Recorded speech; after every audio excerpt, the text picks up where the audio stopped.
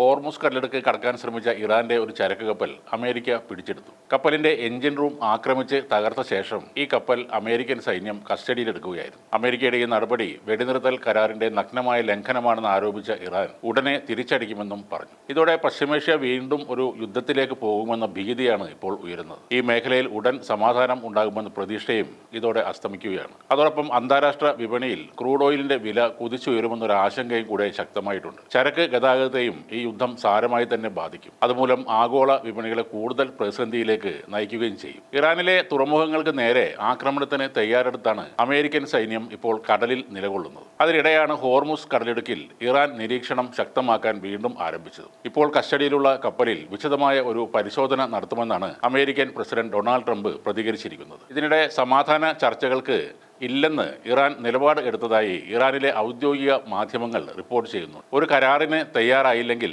ഇറാനെ ചുട്ടരിക്കും എന്ന് president Donald Trump ഇന്നലെ ഒരു മുന്നറിയിപ്പും നൽകിയിരുന്നു. ഇത് ഇറാന് ലഭിക്കുന്ന അവസാന അവസരമായിരിക്കുമെന്നും ട്രംപ് ഓർമ്മപ്പെടുത്തുകയും ചെയ്തു. ഇപ്പോൾ നിലവിലുള്ള വെടിനിർത്തൽ ചൊവ്വാഴ്ച അവസാനിക്കാനിരിക്കെ അത് 2 ആഴ്ച കൂടി നീട്ടുന്ന കാര്യവും പ്രതിസന്ധിയിലാണ്. പാകിസ്ഥാൻ പ്രധാനമന്ത്രി ഇറാൻ പ്രസിഡന്റുമായി ഫോണിൽ സംസാരിച്ചെങ്കിലും അവരുടെ നിലപാടിൽ ഇതുവരെ മാറ്റങ്ങളൊന്നുമില്ല. ഹോർമുസ് കടലിടുക്ക് തങ്ങളുടെ തന്നെ അധീനതയിൽ തുടരുമെന്ന ഉറച്ച നിലപാടിലാണ് ഇപ്പോഴും ഇറാൻ ഉള്ളത്. 2ാം വട്ട സമാധാന ചർച്ചകൾക്കായി ഇന്ന് അമേരിക്കയുടെ പ്രതിനിധികൾ പാകിസ്ഥാന്റെ തലസ്ഥാനമായ ഇസ്ലാമാബാദിൽ എത്തുമെന്നും തങ്ങൾ മുന്നോട്ട് വെക്കുന്ന കരാർ സ്വീകരിച്ചില്ലെങ്കിൽ ഇറാനിലെ എല്ലാ വൈദ്യുതി നിലയങ്ങളും പാലങ്ങളും തകർക്കും എന്നുമായിരുന്നു ട്രംപിന്റെ ഭീഷണി ഉണ്ടായത്. ഹോർമുസ് കടലിടുക്കിൽ കപ്പലുകൾക്ക് നേരെ ഇറാൻ വെടിയുതിർത്തത് വെടിനിർത്തൽ കരാറിന്റെ ഗുരുതരമായ ലംഘനമാണെന്നും ഡൊണാൾഡ് ട്രംപ് കുറ്റപ്പെടുത്തും. സിവിലിയൻ അടിസ്ഥാന സൗകര്യങ്ങൾ ആക്രമിക്കുന്നത് യുദ്ധക്കുറ്റം ആണെന്നിരിക്കെയാണ് ട്രംപിന്റെ ഈ ഭീഷണി വരുന്നത്. നാവിക ഉപരോധം ലംഘിച്ചതുകൊണ്ടാണ് ഇറാന്റെ കപ്പൽ പിടിച്ചെടുത്തതെന്ന് പ്രസിഡന്റ് ഡൊണാൾഡ് ട്രംപ് അവകാശപ്പെടുന്നു. ഇറാൻ ഹോർമുസ് ജലപാതയിൽ കപ്പലുകൾക്ക് നേരെ വെടിയുതിർത്തു. അത്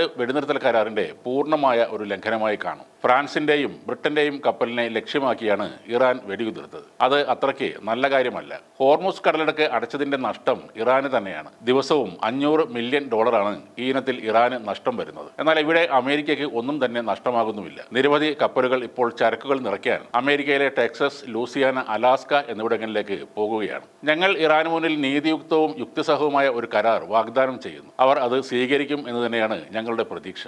ഇല്ലെങ്കിൽ ഇറാനിലെ എല്ലാ വൈദ്യുതി നിലയങ്ങളും പാലങ്ങളും അമേരിക്ക തകർക്കും. ഇനി ഇക്കാര്യത്തിൽ സൗമ്യത ഇല്ല. അവരെ വേഗത്തിൽ ഞങ്ങൾക്ക് വീഴ്ത്താനാകും. കരാർ സ്വീകരിക്കാത്ത പക്ഷം ഇറാനെ ആക്രമിക്കുന്നത് ഞാൻ ഒരു ബഹുമതിയായി കാണും. കഴിഞ്ഞ 47 വർഷമായി മറ്റ് പ്രസിഡന്റുമാർ ചെയ്യേണ്ടിയിരുന്ന ഒരു കാര്യമാണത്. ഇറാന്റെ കൊലപാതക യന്ത്രം അവസാനിപ്പിക്കേണ്ട സമയമായി. ഇതാണ് സ്വന്തം സോഷ്യൽ മീഡിയ പ്ലാറ്റ്ഫോമായ ട്രൂത്ത് സോഷ്യലിൽ ട്രംപ് എഴുതിയത്. അതേസമയം ഹോർമുസ് ജലപാതയിലെ നിയന്ത്രണം സംബന്ധിച്ച് ഇറാൻ നിയമനിർമ്മാണത്തിന് ഒരുങ്ങുന്നു എന്നാണ് പുതിയ റിപ്പോർട്ടുകൾ. ഇസ്രായേലിന്റെ കപ്പലുകൾക്ക് ഹോർമുസിലൂടെയുള്ള പ്രവേശനം നിരോധിക്കും. ശത്രുരാജ്യങ്ങളുടെ കപ്പലുകൾക്ക് ദേശീയ സുരക്ഷാ കൗൺസിലിന്റെ അനുമതി നിർബന്ധമാക്കും. ഇറാനെ ആക്രമിച്ച രാജ്യങ്ങൾ നഷ്ടപരിഹാരം നൽകിയില്ലെങ്കിൽ അവർക്കും അതിലൂടെ അനുമതി നൽകില്ല.